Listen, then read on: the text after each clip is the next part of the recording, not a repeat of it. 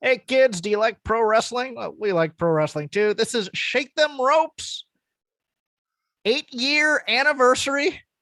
And I believe this is the 500th episode or somewhere thereabouts. Want to do a little personal self, a little fart smelling here.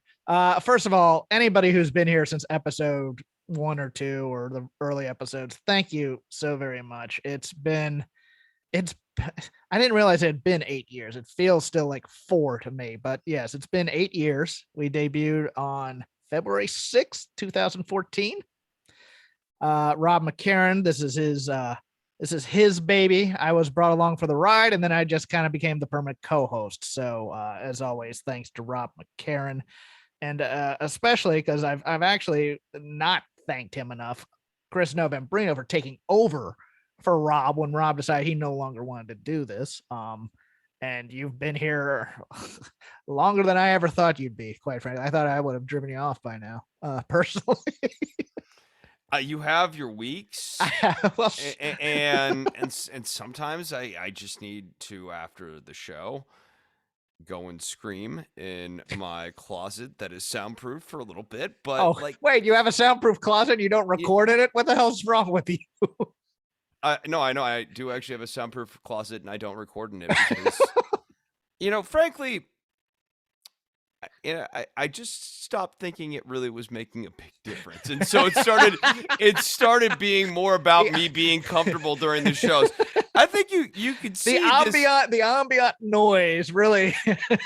I think you could see this general change in my demeanor and the increased usage of the bathrobe on air. I just want to be comfortable now. You've reached boomer status now. Well, no, okay. I now have 2 different podcasts that have 500 plus episodes. Is that a flex? Yeah, it is. I'm flexing. And at this point, I think I've earned bathrobe status. That I can just wear a bathrobe on air when I want to, and I don't need judgment, and good on me, really. Yeah. I wanna say first of all, I'd like to thank me. Well, no, there's a lot of people I look up to, one of which is me. I really look up to me. Okay.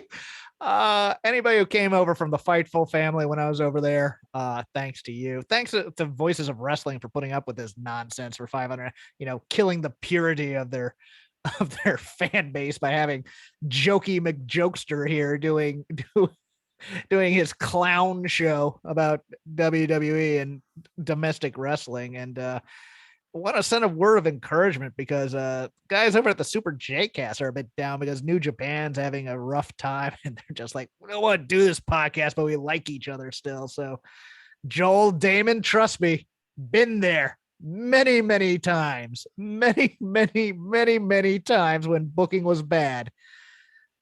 Entertain yourselves on the podcast, and then people will listen. I mean, Chris has done a show that nobody watched and did a podcast about it, so he understands that too, kind of. Yeah, no, look, some people liked the Lucha Underground show, but then I didn't say people didn't like the Lucha Underground show. I said people didn't watch the. No. That's what I was about to say. But the feedback I started getting was, so I don't actually watch Lucha Underground, but I enjoy the show. Yeah, well, because I started making it like a 15-minute tight, punchy recap thing towards the end there, and I didn't, because it's only 1 hour. You don't dwell. It's an easy thing to digest. I mean, look, if you need to change gears, I think I would advise people, for any tips on longevity, don't feel like you need to do 500 of the same show. You'll drive yourself crazy. Periodically change what you need the format of the show to be, whether it's been this show or the politics show. Changing the format's honestly what keeps me sane and what keeps it fresh. And if it's not fresh, then people will notice that. For those of you doing math and wondering how we got to 500 episodes in 8 years, pay-per-view live shows, and also there was that ill-conceived time I decided to start doing Shake Them Ropes twice a week because I wanted to cover every show that the WWE was putting out there. So I do like a Raw NXT show, and then I do a SmackDown NXT UK show 205. Yeah. And then I ended up killing my listenership, which just which wasn't good. But and thanks to all the sponsors over the years. We have two this week. Hello Fresh and my bookie coming in with a Super Bowl read. I YOLO'd a ticket, Chris. I'm proud of you. I did. No, like I think what you want is condemnation, but I'm not going to give you that. No, I think just, it's great. It's a tremendous waste of money, and I get that, but I wanted to be in the building if it happened, and plus I've always wanted to go to a Super Bowl, and I'd be kicking myself if I didn't go and they won. And plus the ladies aren't falling over my 8-10 credit rating, Chris. That's a flex from me. Look at you, man. I didn't even know they go that high. Yeah, I remember that you're telling me they go over 600. What did I go? I went in for some kind of loan or something like that. It was a small loan or something. I go, what's your credit rating? I go, 8-10. They just looked at me like, I've never even heard somebody having a 700. It's like, yeah, look at this. Here you go, USAA. But yeah, it doesn't do me any good. And it's just, I say to myself, it's just money, even though it was tremendously overpriced.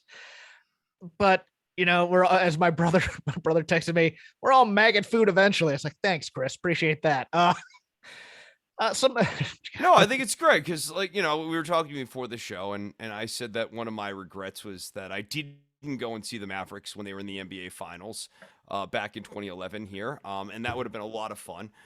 And everyone's really excited for the big game this week that's coming up here. I was at the grocery store stocking up on groceries after last week's storm, which was more mild than expected, and stopped in the bathroom. And there was a nice gentleman who had found himself locked in the bathroom stall. He was having just the hardest time. I explained to him how the door latches work, and he came out and we washed our hands, and he introduced himself. It turns out he's a passionate Rams fan. And he said, hey, if you've got an extra minute here, Chris, thank you for your help. I'd like you to come out and meet my family. And I did. I went out. I had some time on my hands. And I met all four of his kids, 1, 2, 3, and 4. Introduced. Really? Yeah, no, it was a wonderful thing. I like Hawkins, the game unites people. And I just want to say to you and all the Bengals fans, best of luck. And for the Rams fans, enjoy the game next Tuesday. Yeah. I didn't know where that was going until you said that the guy locked himself in the stall, and then I knew it was a bit. You had me going, I thought, oh, it's going to be about like people buying snacks and all these other things. Just, oh, that was so good. You led me on there. Sad news I'm going to start off with. Candy Devine. It's not a name that a lot of people know, but she's underappreciated in the world of women's wrestling, really, because former 4-time AWA women's champion passing away at the age of 63, 4-time, I believe, AWA champion back when the AWA was really pushing women's wrestling, but they only had like 4 women, whoever cycled in there. It was Wendy Richter, Sherry Martel, Medusa Michelli, who were all much bigger stars at one point or another, and then Candy Devine also in there. She also competed in Global. I remember her in Smoky Mountain as well, and also the USWA. She was also a mainstay in Herb Abrams' UWF in the 90s, along with, I believe, Jacqueline and Ivory were both part of that crew as well. And even getting some time when they when WWE signed old Medusa Michelli under the Alundra Blaze name, doing some prelim work for her. So, she's not a household name, but I do think she is somewhat important in terms of no other territory was really doing a lot of good women's wrestling. It was a lot of, TNA and rolling around on the mat. And I think Misty Blue was one of them. You had Dark Journey in there. Missy Hyatt would occasionally wrestle, I think, but it wasn't really serious stuff except for the AWA in some ways. So I just thought I'd give that little note of history. I have nothing to add. That's cool. Getting into the news, most of the news this week is all talent related in some way. The former Ring of Honor women's champ, also seen recently on Impact, dropping that title, Roxy, has reportedly been offered a WWE contract. Really like Roxy a lot. Good luck to her in the 4 years of trying to get over because she's not a 6-foot blonde. And then maybe eventually something catches on. good wrestling will get you so far in the WWE, but she's not the type. And it's one of those weird things. I get the dream. Because everybody grew up on and this is the dream, and maybe the money is very, very good. It's just one of those things where I think it's going to be an uphill climb for her. Yeah, I agree. I also I think with this younger generation too, why not wait and just see if WWE is more amenable to you 5 years down the road here? I the current regime isn't going to be there forever, Yeah. and you oftentimes only have one chance on that big stage, so better to wait for future monetization. Although I mean, again, I am very sympathetic to that's the dream growing up, right? You Yeah. want to be in And that's the biggest WWE. Yeah. But WWE is just my still the long big game dog. thought is that. Yeah, WWE is still the big dog. And we forget that sometimes because we're in this bubble and a lot of us are rooting for AEW to become a viable, strong competitor. But dude, WWE is still Coca-Cola on the shelf in the soda aisle. And it gets a lot of shelf space, even if we don't like the product all that much. So, but I like Roxy a lot. Stuff I saw from her in Ring of Honor was really good. I'm wondering who my fear is she gets there, she gets sent to NXT and she's doing, she's laying down for like Daddy's girl, Tiffany Stratton. Tiffany Stratton and people like that, Lash what whatever Lash's last name Legend. is. Man, you know these names better than I do.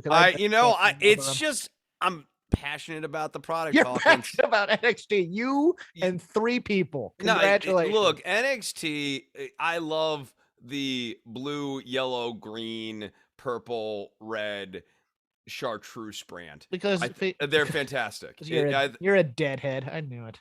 I am a bit of a deadhead. No, I'm not. Actually, I hate the dead. What are you talking about? Why? No, there's some things I'm willing to joke about here, Hawkins. But like one thing I'm not willing to joke about is the Jerry Garcia. No, Jerry Garcia is a wildly overrated guitar player. Okay. At best, mediocre. On his good nights, like above average. Oh, I got the dagger in under the armor there. I used really to like. There's certain things we have agreed to not bring onto the air.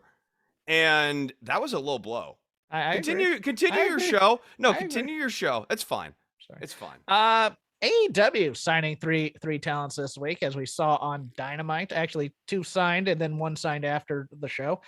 Switchblade Jay White, Keith Lee making his debut, and AQA after the match with Jade Cargill getting signed with AEW. AQA, known to people who are fans of the aforementioned NXT as Zeta Ramir. Yeah. Oh, I know. I am a fan. I got a little heat from people in my DM when I said, NXT had drastically misused her. And it's like, well, and I had heard, oh, she's on the fast track to the main roster. I'm like, well, if she was on the fast track to the main roster, they would have kept her. I know she had some injuries, but the fact is, a month after that she had the big TV win over Toni Storm before Toni Storm got called up. Right. And then in the month afterwards, she lost 3 times. She lost to like Mercedes Martinez, Sarai, and I believe in a tag match with against Indy Hartwell and Candice LeRae. Yeah, right. She was so they never capitalized on the big win, and it just drove me nuts. I like her. That match against Jade was dreadful. Okay, but the only good part of that match was a shooting star. No, right, and like AQA made that match, which was a horrible garbage piece of crap match. Jade Gargill's still really bad.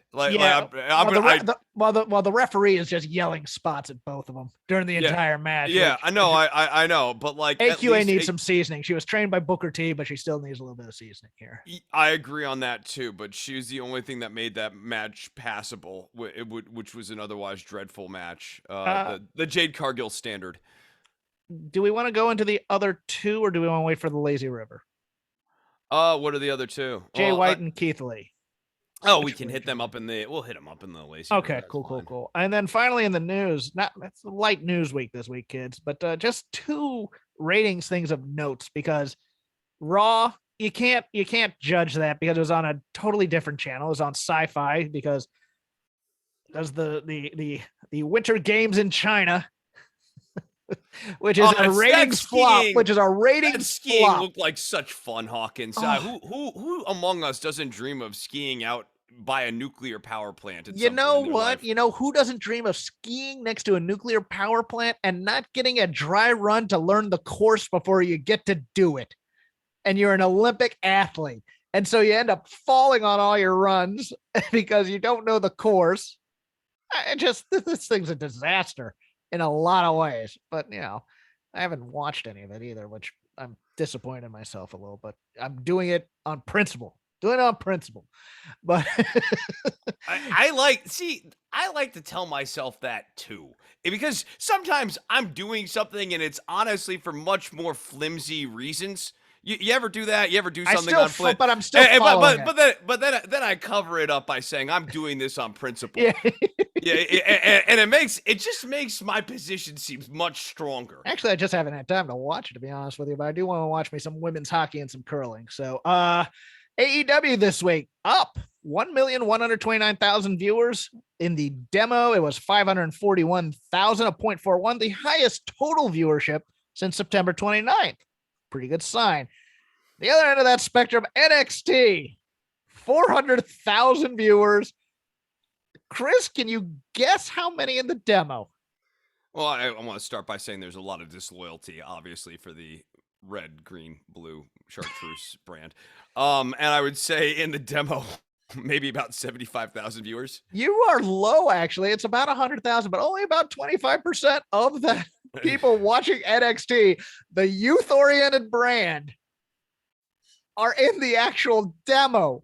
This means olds are what watching. People like me, and I'm not I'm not yet in WWE's demo. Not old enough for that yet. I'm close, but my God, what do they see in this thing? Because there's some good in it. Don't get me wrong, but at the same time, it's not a complete watch at all for me. I mean, I can cherry pick things I like, but as an actual television show that's 2 hours of my time, I can't sometimes. And it's just, I think a lot of people are saying, because we're up for renewal of TV contracts very, very soon, that Fox might bail on the SmackDown gig to put something else in there. I have my doubts. Look, was it as much as SmackDown's the only one that does halfway decent numbers? It does decent numbers, but it's value over replacement. There's still, I agree on there's that. some in the Fox organization. They're still pining over, Tim Allen's sitcom that was, and that old person sitcom that they had following it that was getting like, I think it was getting like 4 to 5 million a night, and this is only on Friday night. I know, on a Friday. It was doing crazy numbers. Yeah, it was doing insane. People love them some Tim Allen. But yeah, I still think NXT's Law and Order reruns or Chicago Fire Med. I want to see like Chicago bureaucracy, and it's just like the accounting, the comptroller, Chicago comptroller, and we have a drama revolving around the comptroller in the city of Chicago. Because that's all they're replaying on USA these days are those types of shows, and they rank higher than NXT Live every night. The Sunday night Law and Order SVU gets just as much as NXT. I believe it. Okay. I believe it. I mean, I have made this argument for a long time that WWE's really good numbers need to be rated against what the baseline numbers are for both of these networks. And I think when you do that, you get to a much more honest assessment of how useful is this. And that's where AEW, I think, really cleans up. This is a show that has a unique audience that does have a value over replacement in a way that it doesn't feel like WWE or either. Yeah, Raw AEW's problem is they don't feel accessible to me. No, I think that, and also there are some issues with character and story development. We'll probably get into that in the Lazy River. Yeah, but, for sure. Closing up the news desk, I guess. Time for our first sponsor, MyBookie. Your team might have missed the big game this year. Mine didn't. Ha ha ha. But MyBookie's double deposit bonus. Make sure you won't. With tons of exciting prop bets to choose from, there are hundreds of options to make this your most exciting Super Bowl party yet. Sign up at MyBookie now. Use our promo code ROPES, ROPES, to have your first deposit matched instantly so you can get in on all the action of Super Bowl 56 between the Los Angeles Rams and your Cincinnati Bengals. Our Cincinnati Bengals. Did you want to make a Rams joke? It sounded like you're about to come in. Rams fans, I just want to remind you real quickly, MyBookie only takes real traditional dollars. So actually, I think they take Bitcoin too, and they'll take Bitcoin as well. But if you're at home making NFTs on a Post-it note with a permanent marker, they won't accept that. Monopoly money or money that you found in other board games, they won't accept that. You have to use real traditional dollars. But if you're looking for some action, MyBookie would be happy to have you. They're accepting Rams fans and Bengals fans alike. And they'll happily slow down every explanation for you guys. They have a feature called Rams Speed. Let me get back to the read. Okay. The only way watching the biggest game of the year could get any better is to get paid doing it. And MyBookie gives you everything you need to do it. From betting the opening coin toss to the length of the national anthem, Super Bowl prop bets are a great way for the entire party to get some skin in the big game. Oh, real quickly, just want to remind Rams fans, there are two sides to the coin, so you can't just go with heads. Keep in mind, tails is nearly as likely to come up as heads. Now at MyBookie, they're giving you the chance to call your own shot by submitting your own Super Bowl prop bet to be featured on site for the big game. All you have to do is comment on the MyBookie Twitter page at MyBookie to get your prop bet featured. Don't miss out. Head to MyBookie and double your first deposit up to $1,000 using our promo code ROPES. Place your bets and get ready for the unmatched excitement of the Super Bowl. Bet anything, anytime, anywhere with MyBookie. I looked at some of the bets. I'd be hammering unders on a lot of these. It's gonna be fun. Prop bets are a lot more fun than betting money line for me because I have an emotional investment in this game. I have to check to see if they are betting on the national anthem this year, because I thought last year people got hammered because the national anthem's recorded, it's not sung live, and the time leaked. So I think a lot of very rich people lost a lot of money on that one. Rams fans, that's the flag song. That's the flag song. Thank you, Chris. And now, because we don't have a lot to do this week, because next weekend's the Saudi Arabia Spectacular.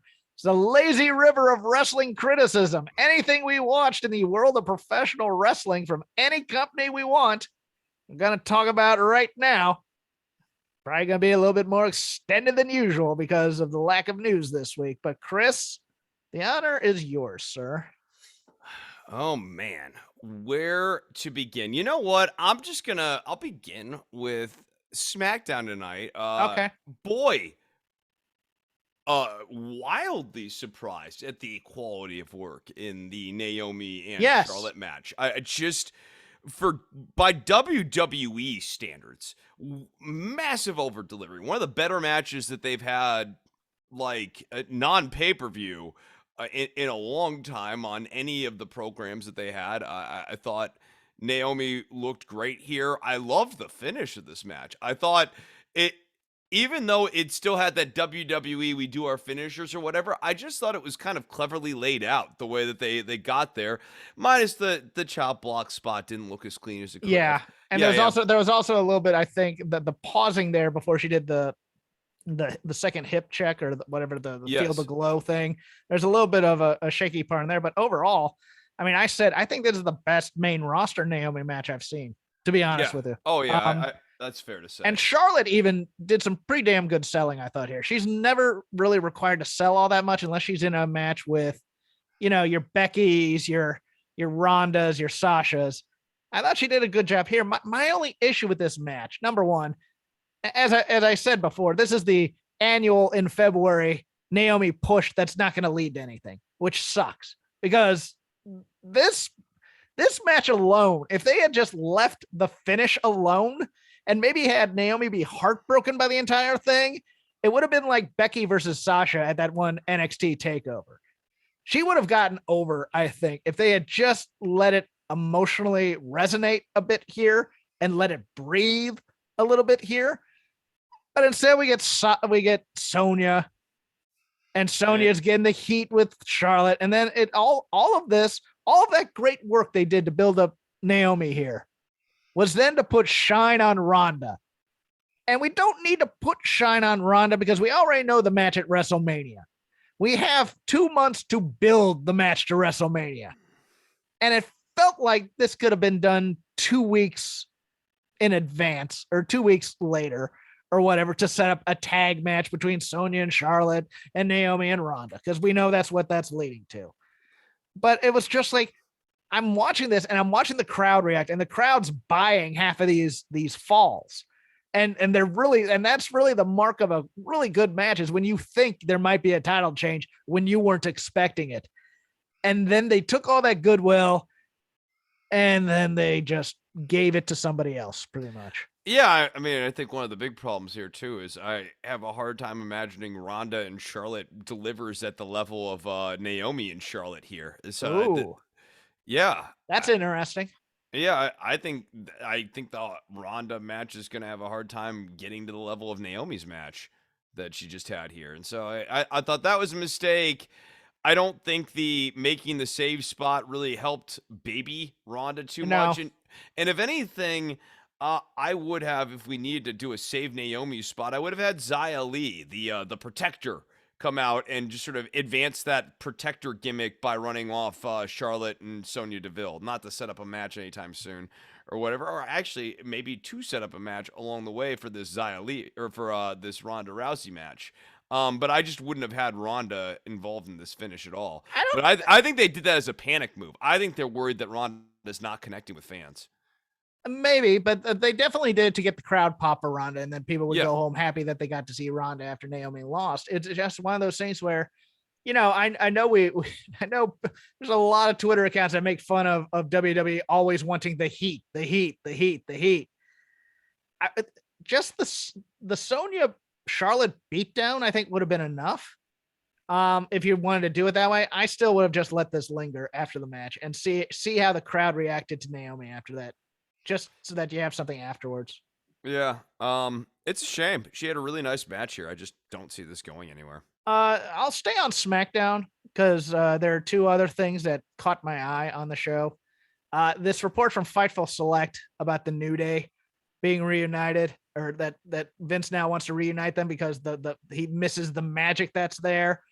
But at the same time, that they're, I think that story is because, again, on SmackDown tonight, they did not introduce them as the New Day. They introduced them as Kofi and Big E again. I think the loss is supposed to be the conduit to bringing them together. I thought that was, but Cesaro not even getting an entrance shocked me a bit. Like he got the currently in the ring Cesaro. Mm. I find everything that they've been doing with Big E and Kofi to be weird and strange, and like they clearly have no direction for these guys. Cesaro and mistreatment of Cesaro. What's new? Like this is what we do with Cesaro. Like we periodically every 2 to 3 years really Right. move him down to the lower mid card Yeah. for reasons inexplicable, and then people remember that he's a wonderful wrestler. They are taping SmackDown for next week tonight. I will not give spoilers out of respect for everybody who likes watching it live. But something happens on the show. I'll just leave it at that. Chris, go ahead and pick something else if you like. Okay. Staying on SmackDown, I guess we'll just kind of Okay. keep moving through here. I didn't hate the Roman Reigns sit down interview. I'm gonna Goldberg. I mean, I think that like there's a real chance that actually happens during the match, and I think that would actually be good for Roman Reigns' character. I did laugh because you knew Vince had to get the dig in. There was a lot of Vince babying on this show in Yeah. subtle ways and overt ways, because there was the I have this note from Mr. McMahon who says he cannot stand corrupt WWE officials. Like, of course, Vince is babying himself for this, but also just the Roman line. WCW would still be in business if I WCW would was still there. be in existence if I were still if I had been there. Yeah. Yeah. No. I thought that was fine. Goldberg, for his part, I thought that promo was pretty rocky. I A didn't little. think. They're still towing that line between that. You remember that? Like, I think it was the second time he came back. Maybe it was the first time where he was really good on the mic.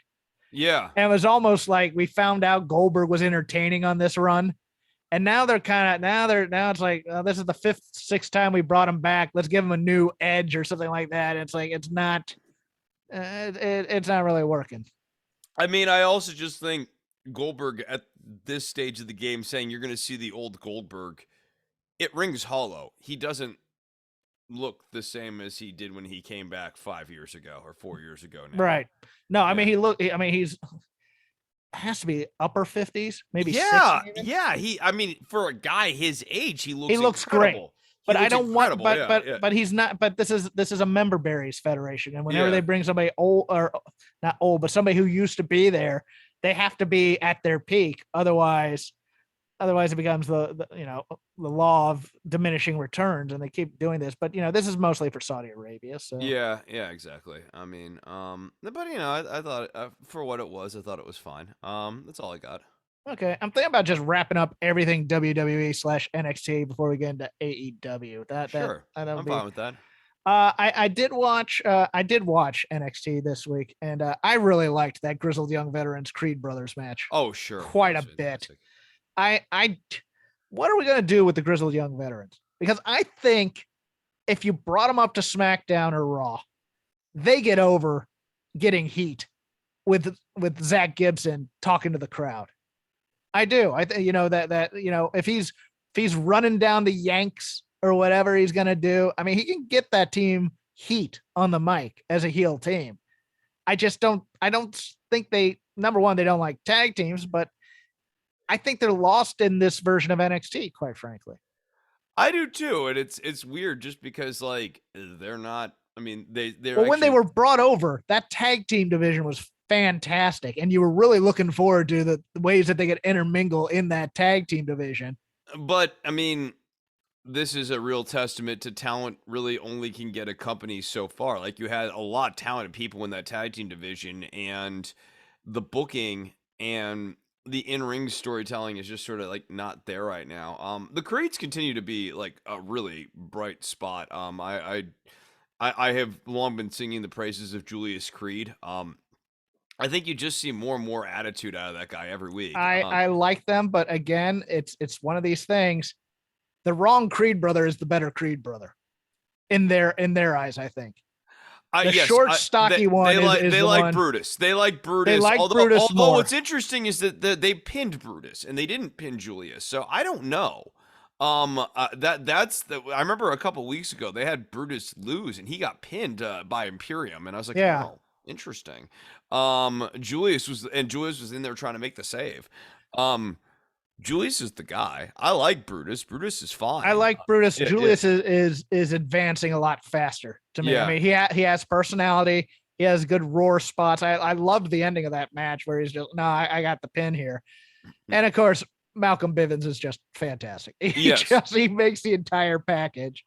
I'm actually looking forward to the Dusty Finals. I mean, this is the first match in the actual tournament that actually did something for me, which I really liked it. I like MSK and the Creed brothers. I think that's going to be an interesting match. Yeah, I mean, it just has like the MSK guys are the right size for the Creed brothers To throw, yes. to throw around. I mean, I don't think they're gonna do this, but boy, especially with the Creed brothers being very over right now, this is the greatest time to turn MSK heel. I continue to that Wes Lee, most grating dude in the world. Like it's like Matt Riddle on Overdrive. More grading, Wesley or Jerry Garcia? Wes Lee, Jerry Garcia is at least it's the dead are grading as like a Their unit. fan base are grading. That's also true, but like Yes. the music, like the vamping is grating, but like Jerry Garcia seems like he'd be a pretty pleasant dude to be around. Wes Lee like seems like he'd be like, "Yo, what's going on, bro?" Like all the time. God. Although that Riddle partnership was perfect for MSK. Oh no, it's admittedly. perfect. It's perfect for them. I'm not denying that. It's just Okay. I mean, I also kind of think Riddle makes sense as a heel. So I'm I'm There's torn a on way this to do because him as a stoner baby face, but the way they present him is much more naturally a heel to me. yeah, but they're never going to flip that switch where he's just a killer MMA guy, who just, character development, not WWE strength. I mean, you're a one note guy until they find something that works, and then you're that note forever, pretty much, unless you're Roman Reigns, and then you get an arc, which is depressing to me because it's like I would love to see, bro stoner dude, learn all these things from Randy Orton and then just become a more Randy Orton than Randy Orton ever could be. Yeah, right. Wouldn't it be great if he was like the stoner like version of Randy Orton, where like nothing phased him seemingly, and he like seemed to be. Oh no, he can be the stoner, but he only does that to calm down due to his rage issues. Like head in the but like when he snaps out of the head in the clouds mode, it's just like assassin. Yeah, I know. I mean, we can dream. Anything else in NXT you wanted to hit up? Oh yeah, I bet you there's at least one more thing you want to talk about in NXT. Karen Chu? Yeah, that's what I figured. Or Wendy Chu. Wendy Chu, yeah. Still love her. Yeah. I thought the wrong person won in this match. Yes. But I didn't understand that at all, but it's 50-50 crap. It's they're gonna do the 50-50 with her. Look, she is the stupid palate cleanser that I need on this show that is a bunch of goofballs that they take way too seriously at times. And I loved Becky Lynch's tweet where she goes, I want Wendy Chu in the elimination chamber. And I'm like thinking about that. I'm like, she could fall asleep in the pod. She could climb up to the top of the pod and take a nap. Yeah. I'm kind of here for that kind of ridiculousness in a super serious match like that. I am, but yeah, no, this is her niche. I mean, Roxy is a serious wrestler. Karen Q is a fantastic comedy wrestler. She just is. And so that's a place where I want somebody like her to work for 30 years and get all the money, because that's pretty much, I mean, that's somewhere where I just want people to be able to go somewhere and find their niche. That's all. Yeah. Look, you need to have people in the middle of the card and these sorts of gimmicks. Like the world needs Andre Chases, and the world needs like Wendy Chus. Yeah, these characters are good. I think especially when you come up with a good character like an Andre Chase or like a Wendy Chu or whatever, it's not about making them win a title or anything. No. It's just about making sure that every time they have a match, it's really entertaining. Yes, and also not beating them too much and making them stupid. Yep. Not beating them too much. Mm-hmm. Yep. I have nothing else for NXT. Okay, cool. Where do you want to go next? Well, since we got through Raw and NXT and everything else, I had nothing for NXT UK because I did not watch it. Unfortunately, I didn't have time. So the world of AEW, I guess, would be where we would go. And before that, Hawkins. Oh, okay, yes. Yes. I thought you might have forgotten, but here we are. I didn't forget. You. I feel like maybe you had forgotten. Nope. No. No. No. Well, good. So I've written a new theme song. Oh, have you? Yeah, I have. Hold on. The transition could have went a little smoother. Yes, it could have. Yeah, no, the pedal board wasn't plugged in, Hawkins. I don't need your you don't understand how tough it is to I just love you saying the obvious. The transition could have been smoother. Well, yes. Yeah, no, it could have been. It could have been. But you know what I want to say? I want to say, hello. Is it fresh you're looking for? Hello Fresh. What is HelloFresh? With HelloFresh, you get farm-fresh, pre-portioned ingredients and seasonal recipes delivered right to your doorstep. Skip trips to the grocery store and count on HelloFresh to make home cooking easy, fun, and affordable. That's why it's America's #1 meal kit. The new year is a great time to focus on what's important to you, whether it's saving money by ordering less takeout, learning to cook, or prioritizing your wellness. HelloFresh is here to help out with endless options to make cooking at home simple and enjoyable. HelloFresh delivers pre-portioned ingredients to your door including farm fresh produce that arrives within a week so that you get the convenience without skimping on quality. Skip the trip to the grocery store, saving you the wait in the long holiday lines. It's not the holidays anymore, but look, Valentine's Day is coming up. Who knows? It could be a big one this week. And ensuring you don't waste money on excess food. Now, Hawkins, you got your HelloFresh care package this week. Yes. Yeah, and what'd you think of it? Here's what I really, really like. Number one, I am not an adventurous cook, so to speak. And by adventurous, I mean I don't buy a lot of vegetables. So it's one of those things where the pre-portioned ingredients and things like that works for me, because I would never buy, a lot of, some of the spices that they use, or some of the I have no reason to buy a lot of cucumbers. Okay, I just don't. I like pickles. I don't buy a lot of cucumbers. I don't buy a lot of carrots. I don't buy a lot of potatoes. I am a meat and cheese kind of guy with occasionally some lettuce and tomato on top. That's pretty much my diet, as I've been avoiding carbs of late. But for this, I did some adventurous eating. I am not a man who would normally cook something like couscous, Chris, but I cooked some couscous, Chris. Wow. And I liked it. You did. I did. You cooked couscous. They gave me couscous as a side dish with some chicken, and I had never had couscous before. I haven't had, it's not one of those things I've actually sought out to have before, because I'm just like, why would I go out to eat couscous? Because, whatever. But that's what HelloFresh does for me, is they kind of expanded my horizons a little bit as to what I would try and what I would not try, because generally I'm afraid to spend a lot of money on something like couscous, Chris, because otherwise, what if I don't like it? Then I've spent $12 on couscous, Chris.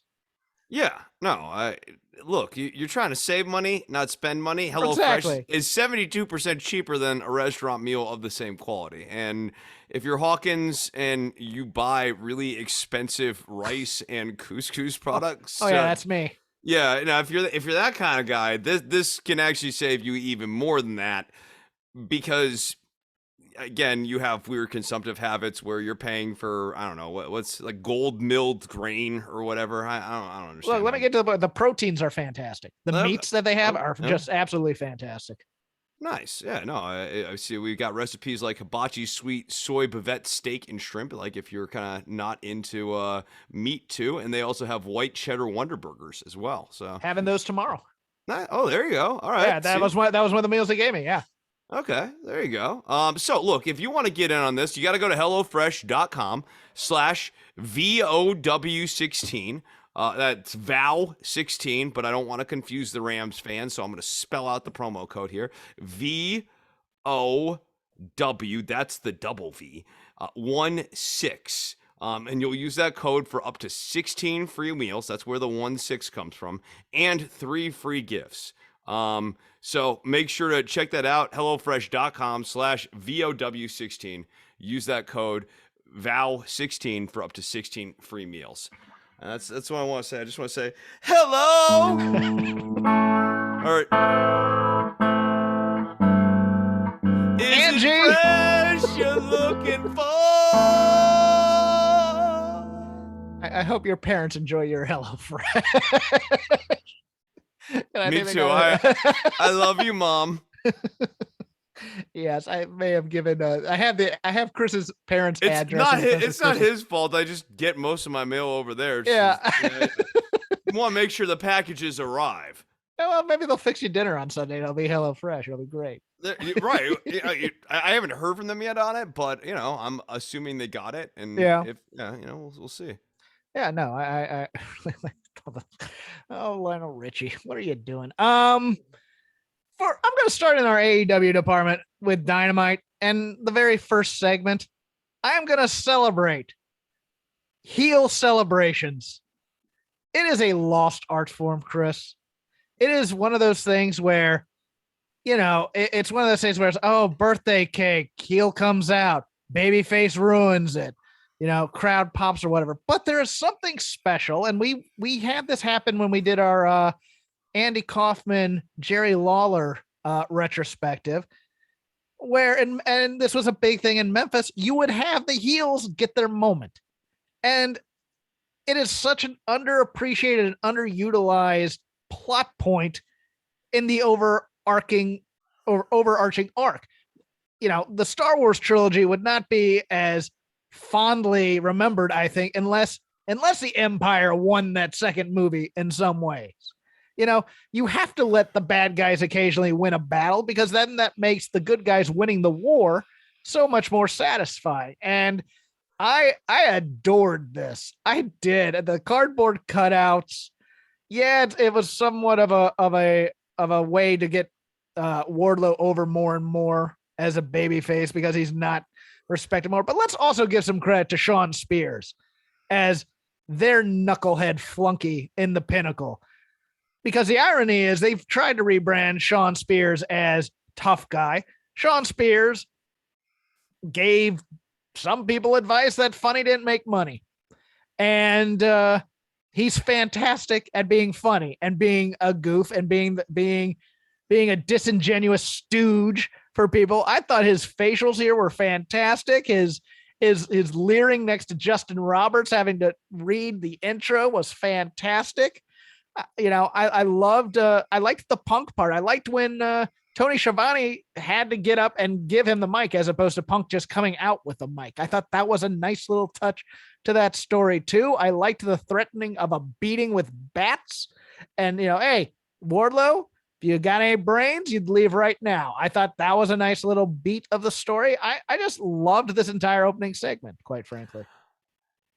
The MJF's, I mean, like, his entrance is just great. Yes. I mean, with the platform, and the one woman who gives him the peck on the one woman who gives him the peck on the cheek, and the other one who just sticks her tongue down his throat. Yeah, apparently she's his girlfriend. No, like that's great. Nice placement of that. Nice girlfriend service too by MJF. Class act. Mm-hmm. And yeah, I liked all that stuff. My only knock on it, kind of building on my critique last week, is I just think they've mishandled the Wardlow storyline. Yes, I would agree. And I'll go further on that. Like, it's like so weird. You know, he's facing Blade, or he faced Blade this week. Next week he's facing Max Caster, which I just thought was like the most baffling of all the people on the roster to pair him with. Like, the Acclaimed are really like one of the worst acts, because they're a heel act that's also moving towards kind of a babyface tweener status. Yeah. I thought like Blade, Butcher next week would actually have been like if Butcher was available, would be like a perfect, but like Wardlow needs to, especially if you're going to make him a babyface, Wardlow needs to be going against clear heel enhancement matches. And while Caster's a heel, he's like a cool heel. It's a dangerous game to play, because it's almost like everybody's is allowed to know that Wardlow is getting a babyface push, except the characters themselves involved in the story, MJF and Wardlow. You know, Yeah. It's one of those weird things where everybody's in on it except the people who are actually, you know, it's a little too. Well, I don't know. I think especially after watching Sting and Darby a couple weeks ago, where that acclaimed interaction with Sting and Darby didn't necessarily go as hot for Sting and Darby in terms of like clear polarization. Right. I mean, I just, in my head, the second I saw that billing on Rampage, I was like, man, I could see the Powerbomb Symphony on Max Caster being met with like ambivalence towards slight negativity of like, hey, stop powerbombing Max Caster. We like this guy. Yeah, I don't. I mean, because the whole point about the Powerbomb Symphony is it's brutal, and so it really only works when it's either a nameless, faceless Scrubzo Magoo who's getting like wiped off the face of the earth, or someone like Blade who is a clear heel, and you feel no like, oh, poor Blade as he's getting like obliterated. Max Caster, and it'd be the same way with Bowens. I think in both cases it would actually work against the story they're trying to tell with Wardlow, which I think is just a couple beats behind where it needed to be. I think like a member of the Gun Club here wouldn't be the worst thing in the world. Yeah, right. Exactly. And especially if you're gonna make Wardlow so standoffish now too. Yeah. I think that's the other part. I had one problem with like Wardlow being so obviously standoffish during the MJF celebration. I think was just a little bit I mean, it made MJF look a little stupid. Like he Okay. doesn't realize that he's got like a wolf in the door, in the fold or whatever. Fox in the hen house. Yeah. Yeah. I got what you're saying. Pick something from AEW that you wanted to talk about. All right. Let's go into Dynamite. First of all, I just broadly speaking, this Dynamite show is really good. It was really good. It was really good. There's only one misfire for me, and we talked about that. Yeah. So next, I would say the Inner Circle team meeting here. Let's go into this. Okay. God. Jericho can't keep his heel and babyface work straight from month to month or week to week to the point where it's I mean, episode to episode. He is sort of a baby face on commentary on Rampage, but then like he oscillates back to this attendance is mandatory. But even when he's explaining the situation with Santana and Ortiz on the mic while on commentary and Rampage, he's doing it in this almost baby face way, but he was being a total heel during this promo. And I like all of this stinks. Like I'm very checked out on Jericho. Can I bring up another thing that he's doing that's driving me insane? Sure. Is that this is like late stage when he was a special attraction WWF Jericho, where when every time he's on camera now, he's trying to get a new phrase or a new gimmick over for a t-shirt, because that influencer thing is death. He's calling himself the influencer. Uh-oh, did I lose? I think I lost Chris, but that's okay. We'll keep talking. Yeah, no, I have a problem with that because I'm just gonna pause it. The hell with it. And we're back. Yeah, we were talking about the influencer thing. It's just it's like that Rudy Tooty Booty thing he was doing. Oh yeah, that's right. In WWE, where it's like every time I go on camera now, I'm trying to try and get a new phrase or something, a new t-shirt to get that money, get that sweet lucre out there. And I'm just like, okay. But no, like the snapping at Sammy didn't make sense in context. No, that just came out of nowhere, right? Like it was just like, shut the hell up, Sammy. Like, oh okay. It's like he's become unhinged, even though he was in the right last week for everything, because Power and Powerful were not acting, that's like that's the worst part. Like now he's the bad guy this week, even though like and Proud and Powerful still have not watched the videotape from the match. Like they still have no idea how they won that match. Hager not doing anything. It's like I would have liked a little bit of character development for Hager here as to how he felt about everybody else. Even if he is just going to be dumb muscle for Jericho, that's fine. But they also had the thing that got me was the line of, every time we had a chance at the tag team titles, you stepped in. And I don't think that was true necessarily, but the way they could have gotten around that was describing about, because I believe La Sex Gods did get a tag team title shot at one point, him and Sammy. I think if they had just played up the, every time there was a big tag team match, it always ended up being you and Sammy instead of us. I think that would have been a little bit better than how they did, because that was a little bit like, I was trying to think, okay. But I bet you they didn't want to do that because they wanted to have Sammy be dead in the middle. Yeah. Like that. I mean, there's just so many plot holes here in this Inner Circle storyline, and I mean, I'm just way over caring about the Inner Circle. Right. I mean, if anything, like the best thing that happened in all of that was Sammy took off his colors and he basically was the first one to quit, because to me, if the Inner Circle story is not working around Sammy Guevara at this point, what is the point of this? Like the big problem here is that the breakup's all centered around Proud and Powerful, when really it should all be centered around Sammy becoming bigger than this group at this point. That he likes these guys, but he's outgrown them. Yeah. Yeah, that's so. I'm gonna be happy to see them all go their separate ways, because I never thought them. Look, the Inner Circle should have dissolved after Blood and Guts. I think we're all in agreement for that. But yeah,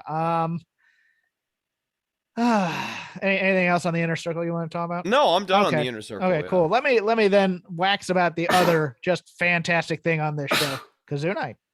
Thank you. FTR versus Punk and Moxley. Ooh, what a fantastic match this was. Finally, I think FTR got to lead a little bit more as compared. Look, there's no doubt. We talked about here their chemistry with the Lucha Brothers, not very good. And you can probably speculate as to why, or I think there's probably some communications issues. Maybe it was depending on who wanted to lead, but this was pure tag team 1987 match. I adored the hell out of this thing. A little surprising that Mox was the partner. I thought this was going to be where they debuted Keith Lee originally, but they did that earlier in the show. But the match itself was great. We got a Midnight Express Vegematic in here. A couple of the spots made me hold my breath, like the tope spot where they're holding up Punk and Mox comes out and lands on all three of them. That made me hold my breath a little bit more. But as well as look, you all know I'm a Tully Blanchard fan. The coming in there just hitting him with the jacket and Punk just laughing at it, that is straight out of the J.J. Dillon school of 1980s interference right there.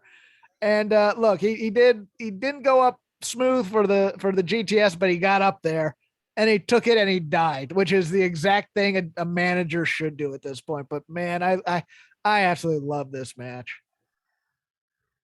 Yeah, I enjoyed this match for me, and it didn't go.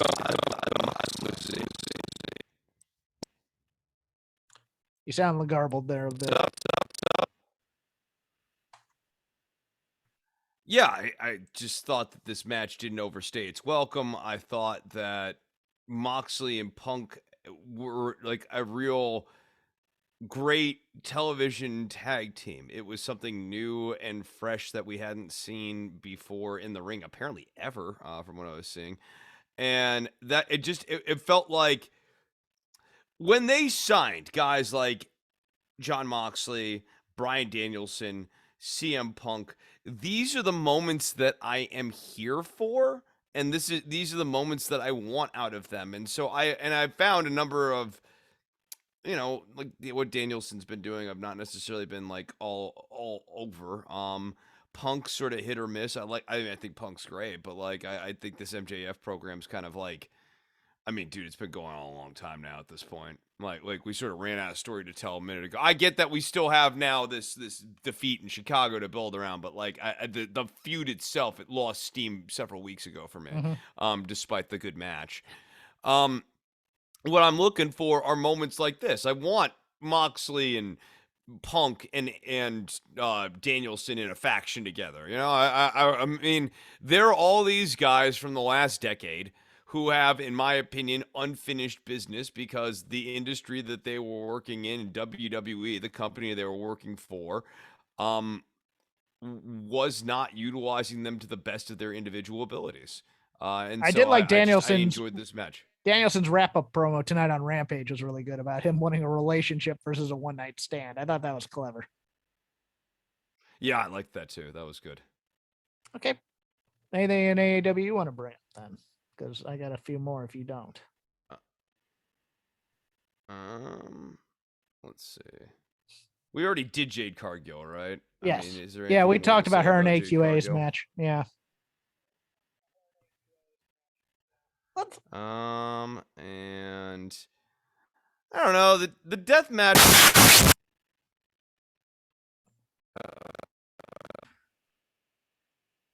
Yeah, so I guess my thought here on the title match, it was really they worked hard. I know Adam Page is bleeding during these title defenses and all that, but just no intrigue in this story. The outcome was never meaningfully in doubt. It would have been bad to have Adam Page be seriously in peril against Lance Archer, given the shakiness of the title run thus far. But this is also not fun, and it wasn't even really that fun to watch him finally overcome Lance Archer because you didn't really hate Lance Archer during this feud either. Like, this was just. I feel bad for Page because he's killing himself for stories that are just not killing it. Yeah, the most intriguing part of this match was the whole Jake Roberts interplay, where he wanted to do the DDT, and and Archer said no, and then eventually Paige got the DDT on Archer. That was the most intriguing part, and then Jake just flipped him off. Just did that, whatever type of thing. Yeah.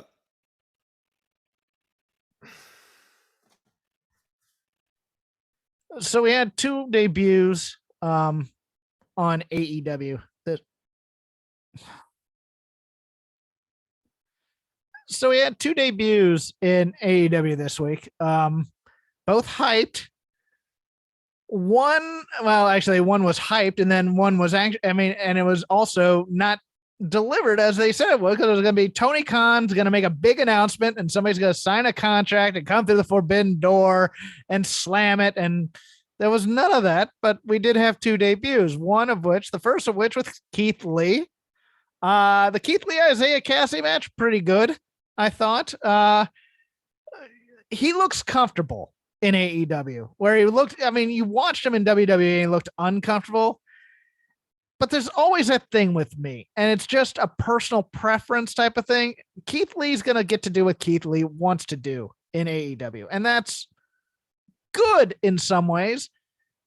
But, and I said this on the Dynamite show that I do, Chris, I said, Keith Lee has a bit of a Brody Lee problem. He's a big guy who likes doing small guy moves. He likes doing the aerial stuff. And look, I love me some headhunters. I loved watching them do big guys doing moonsaults. I'm here for that. Bam Bam Bigelow, Vader, the whole deal. But at the same time, for me, he doesn't do enough power stuff for my liking in some ways. And I think the way that he's working right now, he's going to break down a lot quicker. Like I want more. I actually kind of want more Vader out of him, to be honest with you. But I know that that's probably not what I'm going to get. So I guess I should be happy because he's going to be happy here.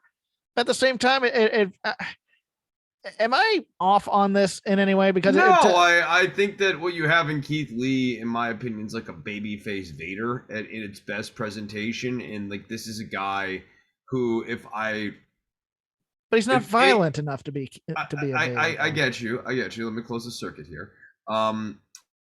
If I want to enjoy when the latency's not kicking in, you have to see it's a treasured commodity here tonight. So I would have Keith Lee be on a trajectory where ultimately he's going to be the guy to face off against MJF in the first major feud when MJF's the champion. I'm assuming at some point MJF's going to beat Paige. And I would be trying to build up Keith Lee as a juggernaut and see if there's a real land swell underneath Keith Lee to see Keith Lee in a main event picture. Yeah. I know they're we're putting him in the TNT slot. I think that's very unambitious. I think Keith Lee, when I saw him this week, especially compared to a lot of the guys on the roster, Keith Lee looks like a heavyweight champion. The rest of the guys look like a mid-card champions. Yeah, I would agree. I loved the powerbomb spot after catching him on the outside. I thought that was a great post-match. That was a lot of fun. Look, Isaiah Cassie flew for the guy. And we got to see the greatest hits of Keith Lee. That's great. No longer Bearcat, also a good thing. Is it? Oh, yes, it's very. I don't know about that. Bearcat, it's not quite Slapjack level in terms of gimmick, but I just thought there was a lot of tread left on the Bearcat tires. Yeah, well, he worked that crowd before the match. I mean, he played all the indie hits where it's bask in his glory and let him conduct the crowd and let him get himself over. He's going to be fine in that respect. The other one is Jay White, former new IWGP heavyweight champion, I believe. Jay White, who has been working Impact and Indies here in the States. And boy, between the debut and the appearance on Rampage, I have some concerns. I do. He's going to have to cut some promos, man. He is going to, look, he is a great wrestler. He's smooth, but I kind of put him in that same category as a Dolph Ziggler in some ways. He's very, very smooth. but he doesn't bring the violence enough for me a little bit. He is a product of New Japan post Nakamura to me, and that's what a lot of New Japan is for me right now. Um, and I just think, having him be almost a stooge for Adam Cole is a bad idea here. Yeah, I just don't like the Cole pairing, and I think when you get a guy who's been an IWGP champion, your goal with his presentation right now is heat him up for a feud with Adam Page. I think Yeah, having Jay White be Adam Page's first real point of resistance, that's got some real intrigue to it. But I think that works better if Jay White's just coming in from out of nowhere, and we don't really know where Jay White's loyal. I mean, I actually kind of think that this whole Bullet Club thing is going to be a bit of a swerve, and we're going to see Jay White's going to be his own man or something like that. But I still would have just had him right on a collision course with Page right from day one. yeah. The little ta-da cameo in the middle of Days of Our Lives Bullet Club Yeah, didn't really it didn't do it for me, quite frankly. no, I And concur. I also call him jacked up Miles Teller, and I can't unsee it now because he looks like actor Miles Teller, but just really kind of buff. I see him as like it's basically Neville if you like took the Neville beauty factor and raised it up 2 points. Yeah. Let's go to something else that we both just kind of got real shocked on. I think we can end on this as well. We're watching Rampage, and it gets to the Layla Hirsch Chris Statlander uh recap. And Statlander pulls this line out. If you behave like that as a child, no longer your parents gave up on you or gave you up. What? I'm sorry. What did you just? Did you just pull? Oh, and you were adopted. I'm like you're on a playground of some kind.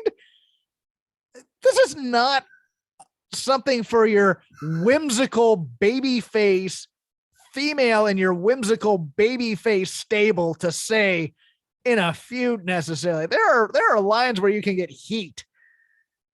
That one makes you a heel, Chris. Well, yeah, and like I mean, the whole you're a bad person because your parents are bad people. Like it's exonerative. Like it makes the heel sympathetic. It makes you a heel, and then worse still, it makes the heel the person you're kind of rooting for. Like, okay, yeah, Yeah, she's angry and bitter, but we know why. yeah. Kind of want her to kick some ass. Yeah, yeah. She has a chip on her shoulder now, but she's entitled to it. And she's just like, oh my god, wait, what? She's so yeah, she's a dick, but she's trying to prove something to herself because her parents didn't love her and they put her up for adoption.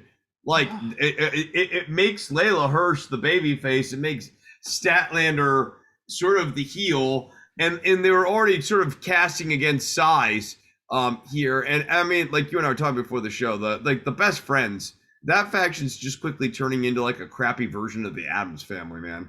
Like with Danhausen and Statlander and Orange Cassidy's kind of like a cool version of Cousin It. Yeah, like I mean, Morticia and Gomez, I guess, would be Rocky Romero and Trent Beretta. Yeah, the Roppongi Vice Young Bucks match. It was second match on a PWG card for me. It wasn't particularly anything direct home about, but it was still solid. It just there's no heat on it. It was play the hits and we'll get there. But yeah, no, I that line I just went, oh my god, what? And I think we went over everything else on Rampage that was worth going over, right? Yeah, I mean, I thought that some of the enhancement matches here went a little long in the tooth, like the The Hook Rebecca match. Rampage. Oh yeah, Uh, Rebecca Rampage too. Yeah, yeah, or Robin. whatever. It was Robin Robin, Rampage. there we Yeah. go. Yeah, yeah. I mean, the Hook match I think is fine, but here Right. Hook's another guy where it's like I don't know what their plan is because, like, I mean, Hook versus Sammy seems like yes, it would theoretically be hot because they're both two hot baby faces, but like, don't you want to keep Hook on a trajectory where he's just like annihilating people every episode. I Yeah, and they're don't know. keeping him away from the rest of Team Taz because it feels like they're doing a babyface push with him, which is more a problem with character development again. It's like, what do we want this guy to be right now? In this sense, WWE and AEW do have this like one parallel. Like, hey, I don't want it to seem like AEW is clearly the better show right now, but Right. the inconsistent characterization of baby faces and heels, um, it catches up to you. It makes the characters less interesting, and like I have no sort of delusions that WWE is going to change their ways, but like AEW, especially to be the alternative, really does need to be better on steady characterization. I'll give one other interesting note. I forgot if it was on Dark or Dark Elevation, but there was a match in there between two NXT cast-offs that I found. Well, it wasn't a great match by any means, but it was fascinating to me in some ways, just the staging. It was Danielle Camella, the former Vanessa Bourne, who got brought up to the main roster and then never used and never put on TV. And we commented on this. She was like hanging out in Scottsdale the entire pandemic and never going back on the road or going back to Orlando to do tapings or anything like that. And would occasionally pop into Austin for like an acting audition, which was weird. I think she'd make a fantastic manager. She's not a particularly great wrestler, and she's getting a little she has some veteran years under her. Let's put it this way. I think she's in her early to mid 30s right now. Taking on the rechristened killer Marina Shifrin, old Fight from Fight and Play, which she's one of Ronda's horsewomen. She knows mixed martial arts. It's interesting in a federation that already has Layla Hirsch in it and a couple other shooters. And even getting Paige Van Zant involved in angles now. It'll be interesting if you can ride the wave of yet another shooter type female in there. I think they're always welcome in this type of sport, and especially in these AEW dark type shows, which are just kind of doing squash matches and enhancement. And you're doing some character building in here, but not a lot of it per se. Outside the ring, it's mostly that in ring. Here's this person, and they're doing kind of a squash match, but the other person's getting some offense in it, which makes it seem a little 50-50 at times. But it was just an interesting matchup to me in some ways. Yeah. I don't really have like a No, you don't need to comment on that. You got nothing else? We'll close up the lazy river, call it a night, get these technical difficulties out of the way. I'd like to thank our sponsors, MyBookie and HelloFresh. MyBookie, use code ROPES, double your deposit up to $1,000. HelloFresh.com/VOW16 for 16 free meals or up to 16 free meals and free shipping, I believe it was. This has been Shake Them Ropes 500th episode. I'm Crap Game 13 on Twitter. You can follow the show at Shake Them Ropes, part of the Voices of Wrestling family. Please listen to any and all of our shows on our network. Chris can be followed on the Twitterverse at DWATG. He does a show called, ironically enough, DWATG stands for something. It stands for Don't Worry About the Government. He's going to tell you about it now.